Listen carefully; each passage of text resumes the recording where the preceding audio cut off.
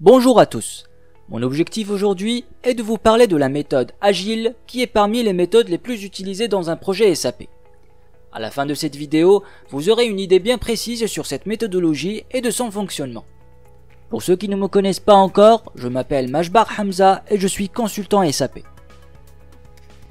La méthodologie Agile s'oppose généralement aux méthodologies traditionnelles de gestion de projet, comme par exemple la méthodologie Cascade, qui est une méthodologie qu'on a définie précédemment au cours de nos précédentes vidéos. Cette méthode place les besoins du client au centre des priorités et privilégie le dialogue entre toutes les parties prenantes du projet. À l'origine, cette approche a été créée pour les projets de développement web et informatique. Aujourd'hui, la méthode Agile est de plus en plus répandue car elle est tout simplement adaptable à de nombreux types de projets, tous secteurs confondus. De plus, cette méthode basée sur des valeurs et des principes du manifeste Agile qui repose entre autres sur la collaboration, l'autonomie et des équipes pluridisciplinaires. Cette méthode est de plus en plus répandue, adaptable à de nombreux types de projets, notamment SAP. L'avantage majeur de l'approche Agile est sa plus grande flexibilité. Tous les changements du client et ses imprévus sont pris en compte. L'équipe de projet peut réagir aussi rapidement aux changements. Aussi, autre avantage qu'on peut dire sur cette méthodologie, c'est que le client dispose d'une meilleure visibilité sur l'avancement du projet et peut ainsi l'ajuster en fonction de ses besoins. Le contrôle qualité est permanent. Quant à l'équipe du projet, elle peut réagir rapidement aux demandes du client. Parmi les inconvénients de cette méthode, cette dernière laisse peu de place à la documentation, ce qui peut poser problème en cas de changement d'équipe projet par exemple. Aussi, il serait intéressant de savoir que cette méthode n'est pas adaptée pour les entreprises avec une structure hiérarchique assez conséquente. Et ceci peut être expliqué par le fait que cette méthode nécessite beaucoup de collaboration entre clients et l'équipe du projet, et ceci pour son bon fonctionnement. Dans la majorité du temps, quand on entend parler de méthode agile, on entend aussi parler de Scrum. Scrum est tout simplement un framework, c'est-à-dire une infrastructure, qui est utilisée pour implémenter la méthode agile de développement et de gestion de projet. La méthode Scrum s'appuie sur des sprints qui sont des espaces-temps assez courts. Généralement, pour un projet SAP, c'est compris entre 2 à 4 semaines. À la fin de chaque sprint, l'équipe présente le résultat de ce qu'elle a réalisé au client à travers une démo. Voici un exemple de cycle tel appelé par sprint, qui est utilisé par le Scrum. Cette méthode s'appuie donc sur des sprints avec des espaces-temps qui sont généralement courts. Par exemple, dans notre cas, c'est compris entre 2 à 4 semaines. Et à la fin de chaque sprint, l'équipe va présenter le résultat de ce qu'elle a réalisé au client. Ce cycle-là va être respecté et répété tout au long de la réalisation de la solution, et ceci jusqu'à sa livraison finale. Le framework Agile Scrum repose entre autres sur le principe de transparence. Certaines informations doivent donc être accessibles par toute l'équipe du projet, comme par exemple la tâche en cours de chaque membre de l'équipe, son état d'avancement et l'objectif actuel de l'équipe. Cette transparence est représentée dans ce qu'on appelle le Scrum Board, permettant d'organiser le backlog, les tâches du sprint en cours et leurs états d'avancement. Ce tableau peut être conçu à travers des post-it ou bien à partir d'outils préconfigurés comme par exemple Trello ou encore DevOps. Parmi les éléments du tableau, on trouve le User Story qui est tout simplement le sujet de la tâche à réaliser. Le To-Do, zone permettant d'indiquer que la tâche est prête pour être réalisée. Le statut In Progress, zone permettant d'indiquer que la tâche est en cours de réalisation. La colonne Test, zone permettant d'indiquer que la tâche est réalisée, est en train d'être testée. Et enfin la zone Done, c'est une zone permettant d'indiquer que la tâche est terminée, c'est-à-dire réalisée et testée.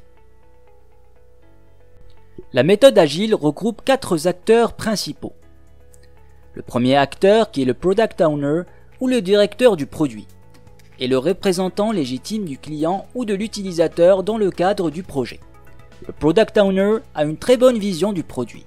Il connaît parfaitement les évolutions souhaitables et définit la roadmap à suivre afin de veiller à ce que le produit s'adapte au mieux aux besoins du client. Ensuite vient le chef de projet. C'est la personne qui va tout simplement piloter le projet. Il en assume pleinement la responsabilité, à savoir la gestion des délais de livraison, le budget, l'équipe de projet et ainsi la gestion de la planification. Ensuite vient le Scrum Master. Est un membre de l'équipe du projet. Il a pour objectif de faciliter l'organisation de l'équipe et d'améliorer la capacité de sa production. Il aide l'équipe à avancer de manière autonome en s'assurant une implication active de chaque membre et en les aidant à franchir les différents obstacles qu'ils pourraient rencontrer. Il doit également s'assurer de l'auto-organisation de l'équipe afin de respecter au mieux le cadre de la méthodologie. Aussi, il faut noter que le rôle principal du Scrum Master n'est pas celui du chef de projet. Ce dernier, il va tout simplement veiller à l'implication de la méthode agile au sein de l'équipe du projet. Et enfin, vient l'équipe de développement qui a tout simplement une responsabilité de pouvoir délivrer une version du produit et ceci à la fin de chaque sprint. Cette équipe est généralement constituée de 2 à 10 personnes. Et elle est responsable de la qualité technique et des choix techniques qui seront effectués. La vie d'un projet Scrum est rythmée par un ensemble de réunions ou d'événements définis et limités dans le temps. Parmi ces événements, on trouve le sprint ou itération. Comme mentionné précédemment, il s'agit tout simplement d'une période généralement entre 2 à 4 semaines maximum pendant laquelle une version du produit est réalisée. Un nouveau sprint commence dès la fin du précédent. Chaque sprint a un objectif et une liste de fonctionnalités à réaliser. Vient ensuite la planification du sprint. Au cours de cette réunion, l'équipe de développement détermine et planifie les éléments prioritaires du Product Backlog, c'est-à-dire une liste ordonnancée des exigences fonctionnelles et non fonctionnelles du projet. Cette réunion permet donc à l'équipe d'établir les éléments qu'elle traitera au cours du sprint et comment elle procédera. Vient ensuite le 3e événement, à savoir le stand-up meeting. Le stand-up meeting est tout simplement une réunion quotidienne de 15 minutes afin de rester à jour. Le but est de faire un point sur la progression journalière du sprint. Elle permet à l'équipe de synchroniser ses activités et de faire un plan pour les prochaines 24 heures. Chaque membre de l'équipe de développement doit répondre à 3 questions principales. Premièrement, qu'est-ce que j'ai réalisé la veille ? Ensuite, qu'est-ce que je vais accomplir aujourd'hui? Et enfin, quels sont les obstacles que j'ai à faire actuellement? Et enfin, vient le 4e événement, à savoir la rétrospective. Il s'agit tout simplement de faire le bilan de ce qui a été réalisé au cours du sprint. C'est une occasion de déterminer ce qui peut être amélioré suite au sprint écoulé, comme par exemple la productivité, la qualité, l'efficacité, les conditions de travail, etc. Tel qu'on connaît bien sûr dans l'amélioration continue. Donc, pour conclure, cette méthode est de plus en plus répandue et adaptable à de nombreux types de projets. C'est une méthode qui a une très grande flexibilité. L'équipe du projet peut réagir aussi rapidement en cas d'imprévu ou d'éventuels changements. Quant au client, ce dernier dispose d'une meilleure visibilité sur l'avancement du projet et peut ainsi l'ajuster en fonction de ses besoins. Mais malheureusement, cette méthode laisse peu de place à la documentation, ce qui peut poser problème en cas de changement d'équipe de projet par exemple. Voilà, j'espère que cette vidéo vous a permis d'avoir une idée bien précise sur la méthode agile utilisée dans un projet SAP. Et bien sûr, avec tous ses avantages et ses inconvénients.